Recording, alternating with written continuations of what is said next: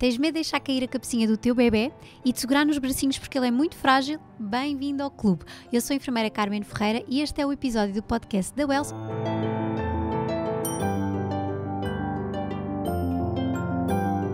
Vamos falar precisamente sobre as capacidades do nosso bebê com que ele nasce para sobreviver a este mundo. E para isso trago dois convidados, Marta Faial, atriz e mãe de gêmeos. Bem-vinda, Marta. Olá, obrigada pelo convite. Obrigada.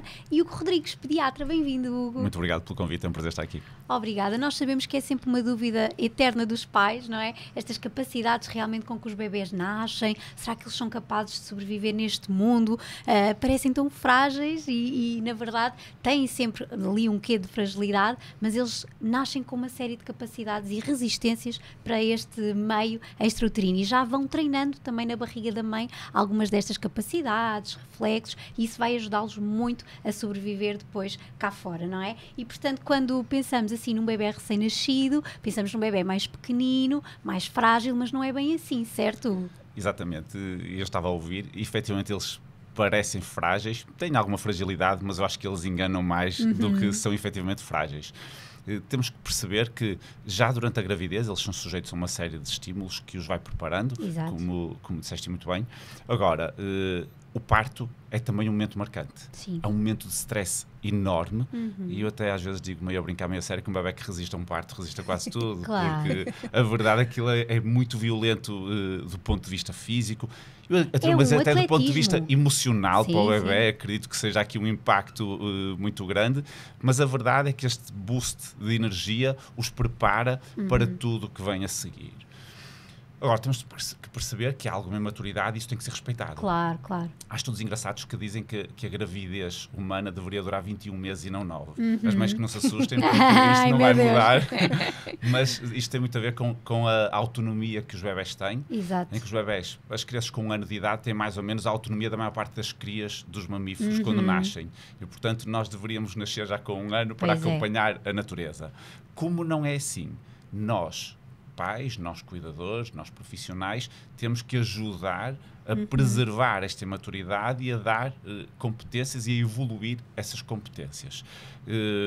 Sabemos que do ponto de vista de defesas, o bebé precisa de alguma proteção. Claro. Sabemos que do ponto de vista motor ainda não está muito capaz e precisa de estímulos, precisa de ser respeitada essa imaturidade e ajudar a adquirir as competências para conseguir ultrapassar os obstáculos, mas não são de vidro e isso é importante que os pais sintam isto para poder estar à vontade em interagir e até manipular os seus bebés do ponto de vista físico, porque eles são muito mais resistentes do que parece. Claro, o nascimento é um atletismo, não é? Sim. É quase uma etapa aqui de alta competição. Marta, também tinhas esta sensação que elas eram de vidro, ainda para mais nasceram um bocadinho antes do tempo, não é? Por volta ali das 34 semanas. Exatamente. Sentiste isso? Senti, eram muito pequeninas.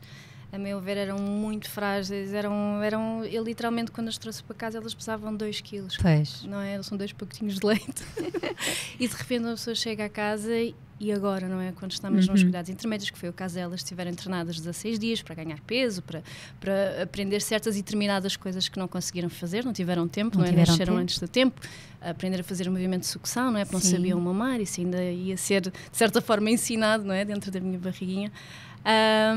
É um choque, porque lá temos acompanhamento, temos pessoas especializadas a dizerem-nos faz isto, faz aquilo, e de repente em casa não. Pois é. É todo um mundo novo. A casa, de repente, tudo parece perigoso, ou tudo parece... E eu, por exemplo, eu tenho 2 gatos. Um dos meus receios era, será que vão ser alérgicos? Por serem muito bebés, não é? Por serem prematuras, o sistema respiratório podia não aceitar. O pelo do gato, por mais que uma pessoa aspire, por mais que limpe, nunca se sabe. E os meus gatos, até então, também tinham sido os meus bebezinhos, não é? Claro. Será que teria que, de certa forma, abdicar de alguma forma, não é? Era um medo que eu tinha, mas não... meti na cabeça que lá está, que elas, no caso são 2 meninas, são mais resilientes do que aquilo que nós pensamos, e li sobre isso e informei-me sobre isso, e sei que estarem expostas, por exemplo, a animais de estimação cedo, obviamente com as suas condicionantes, até é melhor, até reforça, não é? O seu sistema imunitário até e tudo mais. Ajuda. Então correu muito bem, mas sim, eram mesmo pequeninas. Havia Tinhas alguns receios. Medo de pegar, de trocar a fralda? Eu sempre tive medo em pegar em bebés. Sempre tive, eu tinha pânico. E o Agora pai, já não. isto é estranho. O pai delas também tinha imenso Sim. medo. Começámos a criar esta parentalidade, não é? Certo, certo. E funcionou, tudo bem, conseguimos pegar nelas e estão umas bebés grandes e não há problema. Agora, dão-me bebés pequeninos outra vez para a mãe, o receio voltou, é uma coisa estranhíssima. Se arranjar um terceiro, que passa. Passa, Marta, pronto. Já estamos aqui a encomendar a terceira. Eu sou pediatra, tenho que zelar por isto. Claro. Mas sim, tinha esse receio de as pegar, especialmente na hora do banho. Eram muito pequenas, os produtos de banho tornam os bebés inevitavelmente escorregadios. Exato. Como é que se pega, como é que não se pega. No caso delas eram muito ainda magras, portanto não tinham propriamente gordurinha, não é? Se algo se caíssem, se alguma coisa acontecesse, então como é que se agarra, como é que, graças a Deus, tive a oportunidade de fazer formação de pré e pós-parto e que me ajudou imenso mesmo. Perfeito. E ter esse acompanhamento e de me aperceber de várias situações à medida que via as coisas, sabia. Por exemplo, elas nasceram prematuramente e eu soube que tinham rompido uma das bolsas porque tinha tido essa informação, eu soube os sinais, soube perceber que estava com uma fuga, porque não arrebentaram as águas, havia uma fuga, de me virar de lado e ver se saía algum havia ali líquido. uma perdazinha de líquido. Exatamente, quantas horas é que isso acontecia, se o cheiro, se o líquido tinha cheiro, se era incolor, essas coisas todas que me foram ensinadas e que foram ferramentas essenciais para que naquele dia às 8 da manhã eu me apercebesse o que estava a passar e só fui às 3 da tarde para o hospital. Lavei roupa, tomei o meu banho, fiz o almoço para o pai delas para ele ficar descansado, dei de comer aos gatos, fiz as minhas malas e fui assim e ele disse, então mas espera que eu quando voltares, eu disse assim, eu já não volto. Elas agora vão nascer. Mas pronto, fui tranquila, calma, sabendo que elas estavam em segurança e que desde que não me tivesse exposta a grandes mudanças, não é? Que estava segura. Portanto, saí da minha casa, do meu núcleo, para o hospital e pronto. E esperou-se um dia para se fazer a maturação pulmonar e depois nasceram. E depois nasceram, exato. É importante ter essa informação previamente. Os cursos são mesmo muito importantes nesse sentido. A pessoa pode empanicar, pode... Ou ignorar um sinal de alarme, não é? Sim, isso também exatamente. É importante. E em relação a esta questão também dos bebés recém-nascidos, especialmente aqui bebés que nascem antes do tempo, há características que podem ser ligeiramente diferentes, Hugo, ou são iguais? Não, iguais nunca são, nem que fossem de termo dois, nunca seriam iguais. Eu já agora devo confidenciar que eu também sou um prematuro, também sou gêmeo, também nasci com 2 kg, 190, sim, também fiz 2 pacotinhos de leite há uns anos atrás e portanto percebo que esta prematuridade, aqui a Marta teve 2 agravantes, digamos assim, é a prematuridade e o facto de serem 2 ao mesmo tempo. Pois. Portanto, tudo isto complica um bocadinho algo que já de si é teoricamente mais complicado. Em relação à prematuridade, vai ao encontro daquilo que falamos para trás. O amadurecimento precisa de tempo. Claro. Ponto. Não há cá dúvidas em relação a isso. E precisa de tempo e das condições certas. E as condições certas, também não há dúvida nenhuma, que é o útero da mãe e a barriga da mãe. São as condições ideais. A partir do momento em que nós não conseguimos, por qualquer motivo, dar essas condições ideais até ao fim da gravidez, temos de ter cuidados redobrados cá fora para tentar que o ambiente seja o mais parecido possível, isto sem nada de esotérico, o mais parecido possível com a segurança que elas tinham no útero e na barriga. E, portanto, perceber que um bebé prematuro está muito mais sensível a todo o tipo de estímulos, a forma como ele recebe os estímulos está alterada, porque os receptores ainda não estão a funcionar a 100%, e a forma como ele percepciona esses estímulos, e quando falo de estímulos, falo de ruído, falo de luz. Há muitos estudos interessantes, até nas unidades de neonatologia, com as luzes e com os bips dos aparelhos, a influência que tem no bem-estar dos bebés. Isso mudou muito nos últimos anos, porque foi-se percebendo que estes estímulos efetivamente vão influenciar a forma como os bebés amadurecem. Portanto, eles recebem de forma diferente e percepcionam de forma diferente. E depois reagem também de forma diferente, porque do ponto de vista motor têm menos reservas, os músculos não estão tão bem desenvolvidos. Claro que isto, estamos a falar de prematuridade, a prematuridade vai das 24 às 37 semanas. Estamos a falar de graus de prematuridade diferentes. Mas quanto mais prematuro, mais estas diferenças se notam. Algo muito importante que a Marta falou, que é a sucção. É algo que nós damos de barato, passo a expressão, aos bebés, que os bebés nascem a saber comer, é um reflexo inato e que garante a sobrevivência deles, é verdade, mas quando nascem antes do tempo isso pode estar comprometido. Pois é. Portanto, ter que ensinar um bebé implica cuidados também diferentes diferentes. Sim. E algo que eu já falei há pouco, e que se calhar até vamos voltar a falar sobre isto, que tem a ver com a capacidade de defesa. Pois. O nascimento expõe os bebés a uma multiplicidade de possíveis agressões para as quais o bebé tem que se tornar competente para lidar. Os bebés já nascem com alguma competência para lidar com algumas dessas agressões, mas desse ponto de vista a imaturidade é bastante significativa. Sim. E, portanto, a capacidade que ele tem de responder também às agressões é tanto mais imatura quanto maior a prematuridade. Claro. Daí também os prematuros têm que estar mais protegidos pouco do que os bebés terem. Portanto, eu acho que se nós pensarmos que temos que assemelhar efetivamente os estímulos à barriga da mãe, acho que ajuda-nos a lidar um pouco mais. Até mesmo para bebés que nascem depois das 37 semanas, não é? Os tais bebés de termo, também esta sensação do útero materno é muito importante nesta fase de transição, como dissemos há pouco, que a gravidez até devia durar mais tempo. Exatamente. Se fosse possível, não é? Porque nós realmente somos muito imaturos enquanto filhotes de mamíferos, não é? E precisamos muito dos nossos pais nesta fase inicial de vida. A nossa sorte é que a natureza dotou o ser humano de ser um ser racional e de permitir perceber esses sinais e ir ao encontro das necessidades dos bebés. E é essa intuição que os pais e as mães devem pôr em prática cada vez mais vezes. Cada vez, claro que sim. Há outra questão também que a Marta falou há pouco, que era do banho, de sentir que elas eram um bocadinho escorregadias, não é? Sim, claro que nós também aprendemos a segurar no bebê, Exatamente. etc. Mas aqui também os produtos são importantes nós adequarmos e percebemos que, lá está, a pele também é sensível, os bebés nascem também com várias características na pele, não é? Nascem com aquela camadinha branca na pele que é o vernix, que ajuda também a deslizar no canal de parto e depois também aqui a fazer como proteção cá fora. Nascem também com uns pelinhos, não é, Hugo? Às vezes as mães ficam muito assustadas, não sei se elas nasceram com... Já não, porque por acaso era mais tardio que ia aparecer. Mas nem tiveram. Nem tiveram. Não. Mas é uma dúvida que colocam muito na consulta. Tem tantos pelos nos ombros e nas Meu costas, Deus, isto vai sair. parece o Tony Ramos. Não, nasceram com muito cabelo, mas não... Mas não tinham. Este pelozinho, que às vezes nas costas, na testa ou nas orelhas, que se chama lanugo, ele depois vai caindo e não é nada de mal, também é uma proteção que nós temos. E já agora é curioso que em situações de magreza extrema, por exemplo, numa anorexia nervosa ou isso, o ser humano volta a produzir esse lanugo. Para proteger contra a perda de calor. Contra a perda de calor. Por exemplo, é muito frequente nas anorexias, quando temos uma magreza extrema, ganharem pelo nos ombros, nas costas, precisamente para proteger contra essa perda de calor. O nosso corpo é uma máquina. A natureza desenhou-nos muito bem. Mas tudo o que nós precisamos dizer, temos que reforçar isto. A natureza desenhou-nos bem e acho que é verdade. É o principal conceito. E estas competências também para o bebê nascer, também, lá está, falámos que são treinadas no útero, mas ele também consegue depois ter a destreza cá fora de ir treinando, com a ajuda dos pais, claro que sim.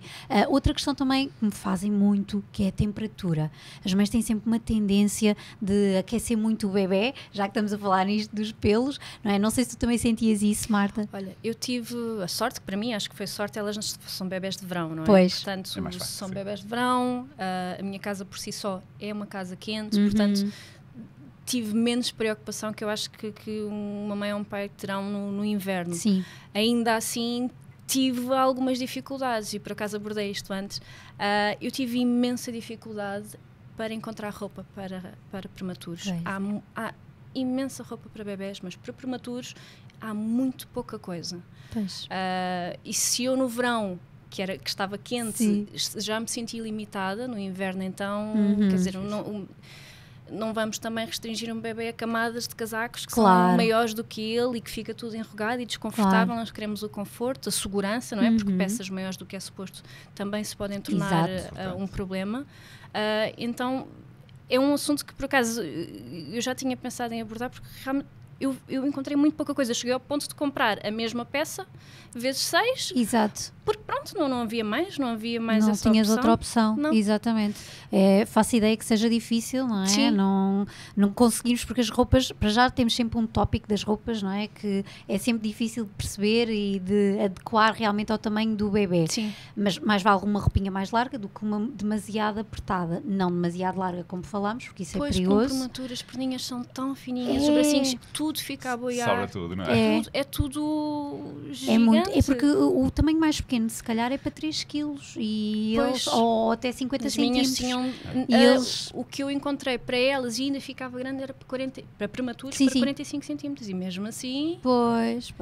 assim elas nasceram com 42. Portanto, fica tudo grande. Portanto, tive essa dificuldade e depois também, quando vieram para casa, tive o cuidado com esta coisa do calor e de saber do síndrome de morte súbita, e que uma das maiores causas de morte do síndrome de morte súbita é o sobreaquecimento. Exato. Eu tive alguns cuidados que me foram também ensinados, procurar sempre que elas dormissem em sítios que fossem arejados, ou seja, que o colchão fosse próprio, que tivesse capacidade de circulação de ar, os ovinhos também, ter também cuidado com os ovos no calor, não é? Os ovinhos têm os redutores, como eram prematuras tinham que usar redutores, mas os redutores são muito quentes, portanto a capinha, para se pôr por cima do redutor, houve algumas coisas que eu tentei, sendo que quando me senti mais segura, lá para os 2, 3 meses, ainda estava quente, já comecei a aligerar a coisa e já andava com os seus bodyzinhos já sem calças e sem coisas, assim, e correu bem, graças a Deus, correu tudo muito bem até irem para a creche e aí sim, entraram as gripes todas. Pois aí já Sim. Oh, Marta, e tu tiveste dificuldade em perceber se elas estavam quentes ou muito frias, ou era fácil para ti entender essa questão da regulação da temperatura? Inicialmente é tudo uma descoberta para nós pais, é tudo lembram-me obviamente também do que aprendi também, que não nos devemos confiar na temperatura das mãos ou dos pés, que os bebés têm má circulação, portanto devemos ver a temperatura nas costas, no peito, tudo mais, e ia-me regulando por aí. Muito bem. Ainda assim, elas são iguais ao pai, são acaloradas, estão sempre a transpirar por tudo e por nada. Eu sou o contrário, eu sou friorenta, portanto não me vou medir pela minha temperatura, porque a minha não é certa, a do pai também não sei se é certa, e a delas há de haver o intermédio, portanto jogava com isto, ia vendo a temperatura delas. O que me fazia mais receio era as noites, as dormidas, a temperatura inevitavelmente mesmo no verão desce, não é? Claro. Mas também não as queria. Os bebés destapam-se, mas ao mesmo tempo não as queria sobreaquecer demais. E também por serem bebés muito pequenas, os lençóis e as mantas e tudo mais, de forma a que ninguém se enrole, não é? Os pezinhos sempre encostados no fundo Marta. Do berço. Inicialmente tiveram num berço mais pequeno, depois passaram para a Nextomy já grandinhas, mas tinha esses receios, não é? Também, uma pessoa tem mil e uma receios. Claro que sim, mas foram adaptando, não é? Foram conhecendo o bebê. Sim. Isto é algo que me perguntam muito, e há sempre esta tendência, não é, como eu estava a dizer, das mães sobreaquecerem, mas os bebés sentem o frio e o calor como nós, certo, Hugo? Claro. Esta questão foi muito interessante, da mãe ser mais friorenta, o pai ser mais calorento, que é muito comum, e seja em relação à temperatura, seja em relação a muitos assuntos, às vezes é a questão da gestão das expectativas. Exato. Não é? Se eu sinto frio, vou deduzir que os meus filhos sentem frio, mas se eu sinto calor também vou deduzir, e a nossa sensibilidade à temperatura é diferente. Os bebés regulam a temperatura como nós, exatamente como nós. Temos aqui 2 ou 3 nuances. Uma, e eu vou voltar a bater na mesma tecla, alguma imaturidade na resposta pode acontecer, mas depois tem outro aspecto que é muito interessante pensarmos nele, que é a relação da área corporal com o volume do corpo. Nós perdemos calor essencialmente para o exterior. Os bebés têm uma área corporal mais elevada do que a nossa, ou seja, têm mais superfície corporal em contacto com o exterior. Portanto, as trocas de calor e de frio fazem-se de forma muito mais evidente nos bebés do que nos adultos. Por isso é que nós temos que ter o cuidado de os proteger mais. Fala-se muito a questão dos gorros nos bebés, porque a cabeça é grande. Pronto. É para tentar otimizar esta área de contacto. Agora, o que nós também temos que perceber é que os bebés são super honestos. E depois eles vão perdendo isto à medida que vão crescendo, mas enquanto são pequeninos são super honestos. E eles, se estão confortáveis, eles não vão fazer de conta que não estão. Sim. Como se estiverem desconfortáveis, não vão fazer de conta que está tudo bem só para não preocupar a mãe ou o pai. Claro. Portanto, se o bebé estiver com um comportamento normal, tranquilo e confortável, à partida, ele está bem. Exato. Portanto, a questão da gestão da roupa é um bocadinho empírico, tentativa e erro, percebendo que há diferenças entre adultos, vai haver também diferenças entre bebés. Há uma regra prática que se costuma dizer, principalmente no primeiro mês, que é tentar vestir mais uma peça de roupa aos bebés do que nós usamos, embora aqui também há variabilidade, mas do que nós usamos, mas que a partir do primeiro mês, segundo mês, é vestir mais ou menos como nós e gerir o comportamento. Os nossos filhos dão-nos as dicas todas e, portanto, é gerir o comportamento deles. Em relação à temperatura exterior, que também é uma dúvida que costumam perguntar muito, no verão às vezes é mais difícil de regular ou baixar a temperatura, não sei que tenhamos mecanismos de arrefecimento, mas, por exemplo, no inverno há pais que gostam de ter a temperatura da casa com 24, 25, 26 graus, só porque os bebés podem ter frio. E isto não é o mais aconselhável. a temperatura que está recomendada neste momento, pelo síndrome de morte súbita e por outros fatores, e, portanto isso é muito importante, é entre 18 a 21 graus, mais ou menos a temperatura exterior, e depois adequar a roupa a essa temperatura exterior. Exterior, exatamente. Até porque depois também muito quentes, ficam mais adormecidos, não mamam tão bem, ficam ali um bocadinho, claro, não é? Com uma postura também diferente. E em relação a estas questões das alterações de pele, no primeiro mês há muitas diferenças também dos nossos bebés, já falámos aqui do vernix, do lanugo, mas pode haver assim umas manchinhas, umas borbulhinhas. Aconteceu-te, Marta? Uma delas, a Beatriz, apareceu assim uns carocinhos debaixo da pele, assim, um no nariz, um na vista, e disseram-me logo desde isso vai desaparecer, tudo desaparece.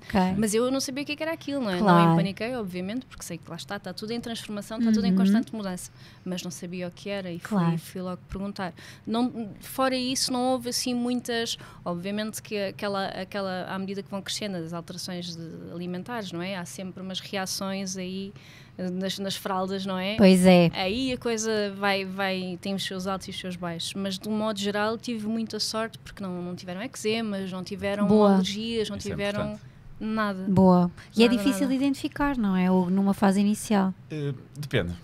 Depende. Há várias alterações, pronto, logo desde o início dos primeiros aspectos, para além dessas alterações que já nascem com os bebés, esses pontinhos amarelinhos, às vezes no nariz, pronto, por exemplo, às vezes os bebés começam a adquirir umas manchinhas vermelhas com o centro elevado, que é o eritema tóxico, principalmente no primeiro mês isto pode acontecer, e depois algo que é muito característico ali por volta da primeira semana é começarem a descamar. E os pais ficam logo preocupados que a pele está seca, está desidratada. Sim, ou que não estão a dar mama suficiente. É isso, ou que não estão a pôr creme suficiente. Exato. Na verdade, todos os bebés, ou quase todos, passam por isto. É uma renovação da pele. O que nós temos que perceber é que, ao passar a mão, essa pele, não estando áspera, não vai exigir cuidados nenhuns. É uma renovação, uma adaptação ao tal meio exterior, e, portanto, o bebê vai recuperar. A seguir, surge também uma alteração na pele que é muito característica, que são as borbulhinhas na cara. Parece acne, chama-se mesmo acne neonatal. Os avós costumam dizer que são os meninos a medrar, pelo menos na minha zona, lá para Viana do Castelo, costumam usar esta expressão, não sei se aqui também usam. Tem a ver com o facto da pele dos bebés ser muito mais reativa do que a nossa. A pele dos bebés tem duas características que a distinguem bastante da nossa. O primeiro é que é mais fina. Portanto, é uma barreira, é lógico, é a nossa principal arma de defesa contra as agressões externas, mas é mais fina, portanto, tem aqui...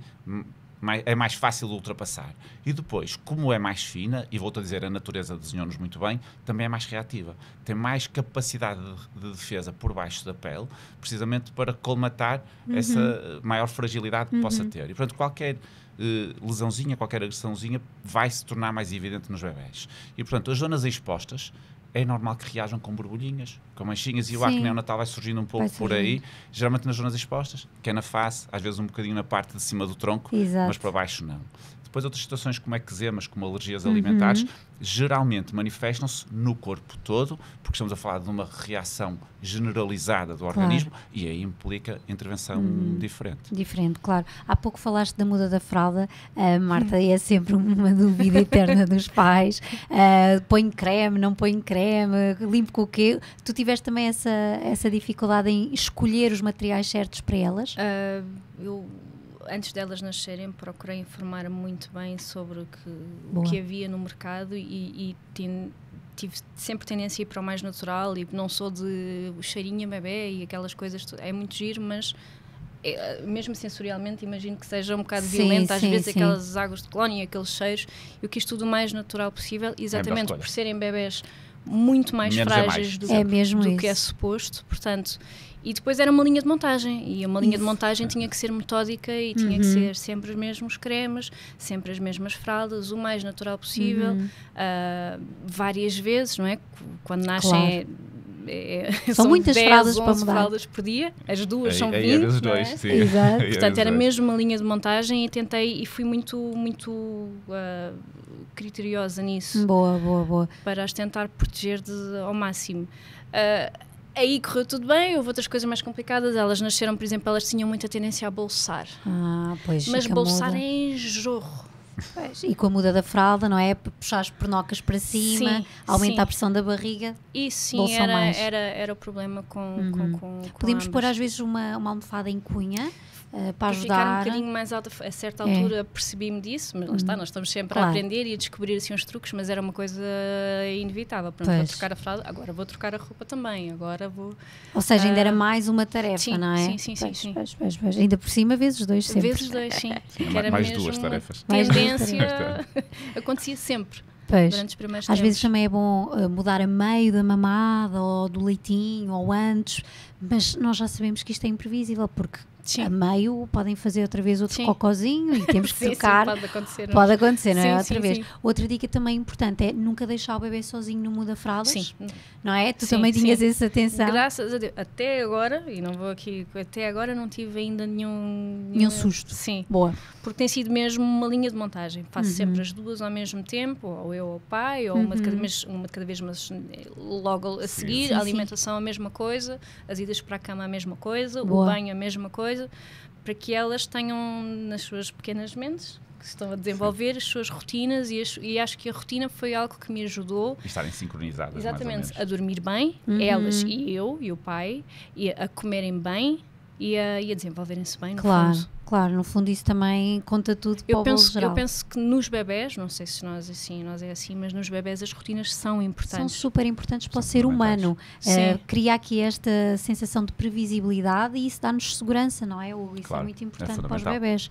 Claro que quando falamos em rotina com bebés, se calhar num recém-nascido, uma fase inicial, nós estamos a falar em horários muito rígidos. As rotinas não é réguas quadro. Exato. Isso é importante esclarecer, mas são fundamentais. São. A sequência dos acontecimentos. Aos bebés irem autorregulando, irem percebendo, antecipando também o que vai acontecer a seguir e percebendo como funciona o dia deles. Portanto, esta compreensão é muito importante logo desde o início. E Hugo, há algumas brincadeiras ou truques que nós possamos fazer quando estamos a cuidar do bebê para os pais lá em casa que nos estão a ouvir, poderem saber como interagir com o bebê e testar aqui um bocadinho as suas capacidades?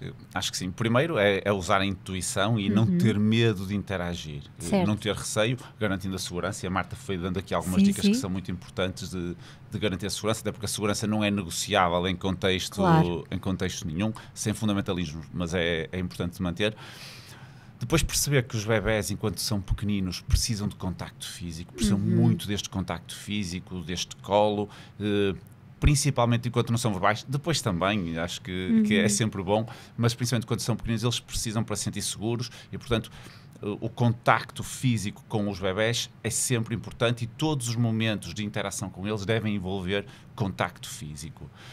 Para além disso, o falar com eles, o habituarem-se a ouvir a nossa voz e a ouvir a sonoridade da nossa língua, a linguagem adquire-se através da sonoridade, dos sons. Sim. E, portanto, nós falamos muito disto a partir dos 9 meses, que é quando se torna mais evidente que eles ganham compreensão. Mas a verdade é que até ainda durante a gravidez o falar com os bebés ajuda não só no reconhecimento da voz, como também no reconhecimento dos sons, que é extremamente importante. Portanto, tocar e falar, ou cantar, ou contar histórias, ou representar, também acho que é importantíssimo. Isto na fase do cantar e dançar. Ai, tão bom. É muito importante. Depois, do ponto de vista físico, principalmente em bebés pequeninos, o tocar em várias partes do corpo, o movimentar várias partes do corpo, eles começarem a ter noção, algo que para nós é evidente, é saber que temos mãos, que temos pés, que temos pernas, e que eles vão aprender, portanto, o tocar, o mexer, o colocá-los em diferentes posições, sem medo nenhum. Bebés acordados podem estar em todas as posições, gerindo mais uma vez o conforto deles. Claro. Se alguma posição, se eles não gostarem de alguma posição, eles vão chorar e aí nós pegamos neles, como é lógico, é importante. A questão do tummy time, se fala-se muito no tummy time, colocar os bebés de barriga para baixo, acordados, nunca a dormir, portanto, acordados, e interagimos com eles olhos nos olhos, portanto, nós deitarmos-nos ao lado ou de frente para eles interagir ao nível dos olhos deles, como quando eles começam a gatinhar, nós também estarmos de gatas e interagir sempre olhos nos olhos, é fundamental. Portanto, eu diria que com estas pequeninas dicas e usando o coração muito mais do que o cérebro nestas interações, acho que se consegue estimular tudo aquilo que é preciso. Exatamente. E já agora o interagir com outras crianças quando são mais velhinhos. Boa. Não nesta fase, mas quando são mais velhinhos também é bom. muito importante. Boa. Um estímulo. E há algum sinal de alarme que os pais possam ter em consideração ou devam vigiar em relação a estas capacidades do bebê? Sim, pronto. Do ponto de vista motor, às vezes, quando temos partos mais difíceis, quando temos situações em que nós antecipamos que possa vir a surgir ali algum problema, é importante perceber que às vezes os primeiros 4 a 6 meses são um bocadinho enganosos. Do ponto de vista motor, pode não se notar grande grandes alterações nos primeiros 4 a 6 meses e isso ser mais evidente para a frente. Portanto, não podemos esquecer-nos de observar o nosso bebê e perceber que até o ano de idade eles devem ser mais ou menos harmoniosos e simétricos nos seus movimentos, na sua capacidade de interação, não ter preferências de mão, que isto é algo muito importante. E de lados, não é? Com a cabeça. Exatamente. Posição mais ou menos simétrica, movimentos mais ou menos simétricos. No primeiro ano é isso que nós queremos. Portanto, em termos de sinais de alarme motores, serão estes. Agora, há um conjunto de comportamentos dos bebés que podem indicar-nos que pode estar ali por trás alguma situação um bocadinho mais preocupante, particularmente nos primeiros 3 meses, que é a altura mais sensível, e muito em especial o primeiro mês. É a altura, aí sim, mais sensível da vida de qualquer pessoa, e eu destacaria 3 ou 4 sinais de alarme. A febre, até aos 3 meses, é sempre um sinal de alarme, pode não ter significado, mas implica sempre uma observação médica urgente. Uma recusa em comer, um bebé que não quer mamar, à partida é uma resposta antinatural, quer dizer que ele não está bem. Os vómitos, a Marta falou muito bem do bolsar, que é extremamente normal, e depois a parte mais chata é nós dizermos isso vai passar com o tempo, é só aguardar. Sim, a pessoa depois fica com aquele pânico, será que vomitou? Que quantidade é que vomitou? Está alimentado? Não está? Vou ter que dar, mas se vou dar, ele está enjoado, vai vomitar outra vez. Essa é uma dúvida ótima e o conselho é: eles vão se manifestar quando tiverem fome a seguir. Não é preciso dar logo a seguir. Quando tiverem fome, eles vão se manifestar. Portanto, acho que acaba por ser, mais uma vez, se usarmos essa intuição e esse conhecimento que temos sobre os bebés, acho que faz algum sentido. O bolsar é normal, o vomitar pode acontecer também. Vomitar em 3 ou 4 mamadas seguidas, particularmente nos primeiros meses, tem que se ter atenção. Já agora, a diferença muito importante entre bolsar e vomitar, a força com que sai o leite. Só. Não tem a ver nem com a quantidade, nem com o cheiro, nem com o aspecto. É só a força com que sai o leite. O vomitar é um jato. O bolsar escorre. Se for com um arroto, pode ser um jato pequenino. Tive direito a tudo. Não, mas percebi que elas tinham ali por serem prematuras tinham também. Refluxo. Exatamente. Claro, tinham mais do que era. E os bebés com refluxo bolsam e também vomitam mais que os outros. Sim. Eu também fui um vomitador. Eu não, a minha mãe e o meu pai partiam alguma dessas dores. Eu não me lembro. E depois o último sinal de alarme, que é o comportamento dos bebés, a irritabilidade. Os bebés choram para comunicar, é verdade, mas são consoláveis com um colo, com a maminha ou com uma brincadeira. Com param de chorar, podem chorar imediatamente a seguir, mas naqueles momentos em que param, percebe-se que são consoláveis. Bebés muito irritados e inconsoláveis que não param de chorar nem para respirar devem ser vistos, ou bebés muito prostrados que não reagem a estímulos. No primeiro mês é difícil porque comem e dormem, mas a partir daí passam muito mais tempo acordados e, portanto, bebés que não reagem aos estímulos devem ser observados. Tem que ser avaliados. Tudo o resto, a partir da preocupa-nos menos. Hugo, e para quem nos está a ouvir lá em casa, diz-nos o que é a temperatura que é febre, porque há sempre estas dúvidas das mães e onde medir, por favor. Ótima certeza pergunta. Que vão querer ouvir. Ótima pergunta. Em relação ao local de medição, temos aqui 2 correntes, Sim. Embora a mais, eu não vou chamar consensual, mas a que tem mais adeptos, até o primeiro ano de idade, mais ou menos, será a temperatura retal, uma temperatura medida no rabinho, e só é considerado febre uma temperatura retal superior a 38 graus. Se for medido na axila, que não é errado, porque também há correntes que defendem isso, é uma temperatura superior a 37,6. Todos os outros tipos de medições são muito falíveis. Termómetros de testa não são muito Eles mexem-se falíveis. muito, não é? Termómetros de ouvido também não, porque só é fiável a temperatura que bate mesmo no tímpano. Geralmente no ouvido vai bater na pele da orelha e, portanto, vai variar. Portanto, ou no rabinho ou na axila, tendo estas diferenças: 38 temperatura retal, 37,6 axilar. Boa. Confesso que me parece mais, principalmente nos primeiros meses, mais adequada a temperatura retal, porque não depende do arrefecimento exterior, um bocadinho como falamos de perder o calor posterior. A temperatura retal, uma temperatura interna, é mais fiável. Mais viável. Boa. Portanto, aí que estão em casa já sabem, escrevam também aqui nos comentários, se tinham esta dúvida, partilhem, porque é sempre uma questão recorrente lá em casa. Sim. E já falámos em vários episódios anteriores esta questão, até porque a seguir a um nascimento do bebê, quando trazemos os bebés para casa, ou um bebê ou 2, nós estamos a recuperar, nós temos aqui uma logística nova e estamos a aprender também a ser pais, estamos a aprender a ter este contacto com o nosso bebê, a cuidar dele. As visitas continuam a ser um tópico muito importante para ser falado e que às vezes pode interferir aqui um bocadinho nesta fase de conhecimento dos pais em relação a este novo elemento da família. Tu sentiste isso, Marta? Como é que geriste as visitas no pós? Eu acho que pertence um bocadinho àquele grupo de pessoas que teve uma situação particular, né? Porque Sim. estamos não no pico do Covid, mas num descanso que era um falso descanso, ou seja, as pessoas já estavam a aligerar a coisa no verão, mas em setembro houve um pico gigante. Portanto, nesse sentido, eu e o pai delas achámos por bem, sendo bebés prematuras, o primeiro mês e meio, sem ser avós e irmãos, não recebemos ninguém. Mandávamos fotografias, fazíamos videochamadas, podiam vê-las à vontade, mas achámos por bem não o fazer. Certo. Mais uma vez, eram bebés mais frágeis, nunca se sabe. Claro. E era um risco que não fazia sentido para nós. A partir do momento em que achámos que elas já estavam mais robustas, mais resilientes, aí sim, abrimos com os cuidados, obviamente, que na altura se tomavam. Claro. Mesmo os passeios, ir à rua, obviamente que íamos bem para apanhar um bocadinho de ar fresco, mas eram coisas muito pontuais ainda, porque nós não sabemos. Claro. Nós só pensamos, é um ser... depois percebemos que não é assim tão frágil, mas naquele momento, e tão pequeninas como eram, o nosso instinto foi, a nossa casa está segura, temos um pátiozinho também podíamos ir para o pátio, portanto, têm ar puro quando querem, está tudo tranquilo. O vosso útero. O ecossistema exato.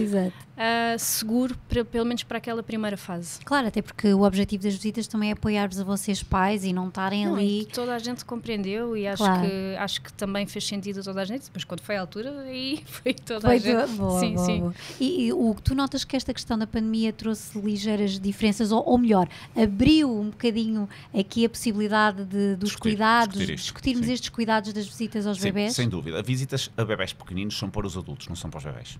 Ponto. Pois. E isso aí tem que ser claro e não podemos pôr a tónica nos bebés, porque isto temos que gerir entre adultos. Portanto, eu diria que isto facilita, ou teoricamente deveria facilitar mais a discussão, nem sempre é assim. Portanto, o interesse de ver bebés pequeninos é mais para quem quer visitar, seja porque tem curiosidade, porque tem carinho, seja por uma questão de cordialidade, o que é que seja, mas é mais para adultos e, portanto, é relativamente fácil. Explicando, a nossa opção é esta. Peço desculpa interromper. Eu tinha também aqui uma componente que é, sendo bebés prematuros, ainda estavam na fase em que era muito difícil ganhar peso. E tudo o que era movimentações, tudo o que era o simples facto de serem amamentados, perdiam calorias, perdiam peso. Portanto, estarem a ser manipulados, mexidos por várias pessoas, também não era o ideal. Pois, claro. Portanto, era deixá-las... Claro. A questão dos estímulos, que também, lá está que falamos há pouco, que também é importante. Portanto, os bebés não precisam de visitas, os bebés pequeninos. Pronto. Certo, precisam dos pais. Precisam dos pais. Se me perguntarem se é errado visitar bebés, eu não consigo dizer que é errado visitar bebés, mas consigo dizer que se calhar é desnecessário nas primeiras semanas. Portanto, isto pode ser gerido com alguma facilidade, se for assim claro. A pandemia trouxe-nos a questão de falarmos, se calhar mais um pouco, sobre as tais capacidades de defesa dos bebés, que estão mais vulneráveis. Felizmente já percebemos que para a Covid essa vulnerabilidade não era um problema, mas não sabíamos e, portanto, tornou-nos mais alertas. E acho que devemos pensar nisto assim. Os bebés, particularmente no primeiro mês, mas como eu disse há pouco, extensível até aos 3 meses, estão mais sujeitos a agressões externas com menos capacidade de resposta. Portanto, se nós pudermos minimizar o contacto com micro-organismos que sejam potencialmente nocivos, e nós não nos podemos esquecer que quase 5 quilos de nós são bactérias, as pessoas têm essa noção. Uns têm mais quilos que outros. Não tinha pensado nisso. E são muito importantes. A maior parte delas são importantes, mas algumas dessas bactérias são potencialmente nocivas. Claro. Só que nós aprendemos a lidar com elas. E como nós aprendemos a lidar com elas, a nós não nos fazem mal. Mas a alguém que esteja mais sensível, elas podem fazer mal. Nós somos portadores de bactérias no nariz, nos intestinos, na pele, em todo o lado, com particularidades até diferentes, nos locais da pele diferentes. Portanto, se nós pudermos expor pouco os nossos bebés ao contacto direto com esses micro-organismos, acho que é positivo. Portanto, visitas nos primeiro mês, se calhar, são evitáveis. Se houver alguma situação familiar, também não vamos criar conflitos familiares. Alguém que valoriza muito, pessoas com mais idade, que valorizem muito, que até fiquem um bocadinho melindradas, se disserem não venhas ver, ok, vamos ter 2 regras. Primeiro, pessoas com sintomas Não. Certo? Pessoas doentes não visitam bebés. Isto aí, a Covid trouxe-nos isso. Exato. E ainda bem que nos trouxe isso. E segundo, ter o cuidado, se calhar, de lavar mãos e de não dar beijos na face do bebê ou nas mãos. Embora um bebê no primeiro mês ainda não leva muitas mãos à boca, mas vai levando de vez em quando por engano. Por favor, pessoas que nos encontram na rua, que os nossos bebés não deem beijos nas mãos. A dar beijos que deem nos pés. Exato. Nos bebés pequenininhos. Sim, porque depois, ou atirem um não beijo. Não é por mal, Sim. não tem mal nenhum, mas tem todo o mal do mundo, porque as pessoas andam com as mãos em todo, especialmente no dinheiro. Que pois agora, é. E depois os bebés passam a vida com as mãos na boca. Pois é. Não, isso é muito importante. Mesmo, as pessoas não notam, mas fazem constantemente. É com boa intenção, claro. É com boa intenção, mas temos de ter esse Sim, mas nem cuidado. toda a gente tem este cuidado e sabe destas características, não é? Portanto, temos que ser nós pais aqui a salvaguardar. Uma pode se tornar antipática pois ou é, chamar Marta. a atenção, mas a verdade é que acontece sistematicamente. É difícil esta logística, não é? Um bocado das regras, do bom senso, até onde é que vai, não é? Tu sentiste esta dificuldade também? Sim, sem dúvida alguma. Lá está, e também isto tem a ver com as gerações, não é? Claro. Depois temos sempre aquela coisa, na minha geração isto agora é só frescuras, na geração Sim. o bebê cria-se, faz, tudo bem, respeito. Tu também estás cá e Exato. ninguém por essas regras derruba qualquer tudo argumento, bem, as não é? coisas evoluem, descobrem-se coisas novas, adaptam-se coisas, mas ainda assim tem os pais, ou perguntar aos pais, não é? Exatamente. Posso? Exato. Eu, por exemplo, relativamente às visitas, eu tenho tido agora uma data de pessoas que me são próximas que foram mães, e o que eu digo, há duas coisas que eu não faço. Uma é dar conselhos sem me os pedirem, porque acho que as grávidas levam com... Top. Completamente. Informação a mais torna-se desinformação. Completamente. É o que eu acho. E dois, é não tocar numa barriga, numa grávida, ou no seu bebê sem lhe pedir. Completamente. Não é um espaço público. De todo. E então, porque era assim que eu gostava que tivesse sido comigo, e de um modo geral foi, mas ainda assim, pronto, as pessoas não fazem por mal, mas fazem-no. Mas fazem-no. Fazem-no. E temos que ganhar esta consciência e agora aproveitar também aqui o poder das redes sociais para ir divulgando aqui um bocadinho que não é ok eu tocar em barrigas de desconhecidos sem a sua permissão, Sim, não é? É uma coisa tão íntima, tão nossa. Como não é ok tocar na barriga de alguém que não seja grávido. Exato. Era estranho, era um Seria bocadinho estranho, sim. Exatamente. Sim. E que últimas recomendações é que podemos deixar para quem nos está a ouvir também nesta fase de receber o bebê recém-nascido e lidar também aqui um bocadinho com esta questão das visitas? A Marta já foi dando aqui algumas orientações. Queres acrescentar, Marta, mais algumas? Isto, cada caso é um caso, cada Claro, família é uma família. claro. Eu tentei fazer trabalho, fomos uma equipa, eu e o pai, ou seja, tentámos dar-nos descanso um ao outro, tentámos dentro dos possíveis, que é difícil no início, não digo que não, ter tempo para o básico, Sim. para tomar um banho, para comer alguma coisa bem, nem que seja ir à rua 5 minutos só respirar. Exatamente. É maravilhoso ser mãe e ser pai, mas é difícil, não é tudo cor-de-rosa. Há dias fáceis e há dias muito complicados. A exigência da privação de sono, de não saber às vezes o que é que o bebê tem porque chora, porque nós não sabemos tudo, não é? Então, ainda bem. Sim, ainda bem. Mas sabermos gerir o nosso tempo. Pois. No meu caso funcionou ter as coisas relativamente organizadas, também por serem duas é diferente, para ter um bocadinho de sanidade mental, para poder antes do bebê nascer, preparar as coisas em casa a nível de comida, porque às vezes não temos tempo para ir ao supermercado e fazer refeições. Tudo o que nós queremos é descansar, e dizem sempre descansa quando o bebê descansa. Não dá, muito menos quando são duas. Pois é. Quando uma pessoa toma a percepção de que deve ser assim, é quando eles passam a dormir menos durante o dia. É que no primeiro mês, efetivamente, dá. No segundo, mais ou menos. A partir daí já não dá para descansar, porque eles quase não dormem durante o dia. E quando a pessoa diz, eu realmente preciso descansar, acabou. Os bebés dormem 30 minutos ou 40 minutos e mesmo assim, e não dá mais. O pensamento que me ocorria mais é, se eu durmo agora, eu deixo de fazer todas as outras coisas que eu tenho para fazer, que são todas as rotinas que nós temos que fazer em nossas casas todos os dias, não é? Claro. E então é mesmo isso, organizar-nos, comunicação casal, não é? Comunicação casal, relativizar as coisas. Boa, Marta, boa. Ok, aligerar as coisas e sentirmos a nossa, nós enquanto pais, estamos a sentir o bebê. Sim. Deixar-nos levar um bocadinho, fechar um bocadinho os ouvidos a toda a informação que às vezes vem daquele, do outro. Eu tenho um melhor pediatra, eu tenho um melhor não sei o quê, eu tenho... Fecharmos um bocadinho às vezes na nossa bolha, não é ficar tipo desligar do mundo de todo, claro. mas é só filtrar, exatamente, filtrar e aproveitar o momento, porque toda a gente diz o mesmo e ninguém acredita, mas voa. Voa mesmo. É muito rápido. Hugo, e tu, últimos conselhos? Sim, concordo com tudo. Acho que é fundamental o descanso. Às vezes fala-se pouco do descanso dos pais porque focamos muito no sono do bebé. O sono do bebé não existe isoladamente. O sono do bebé é o sono da família. Portanto, o descanso dos pais é fundamental. O poder usufruir todos os dias, não complicando, acho que é extremamente importante. E acrescentava aqui retirar um pouco a cultura do medo. Boa. As pessoas têm todas muito medo. E o problema é que não é medo do que fazem agora, é medo das repercussões, das consequências.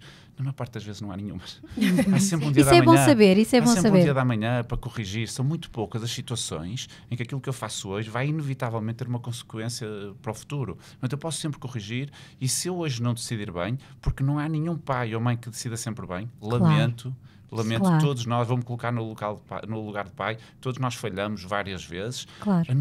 A piada é que no dia seguinte podemos fazer melhor.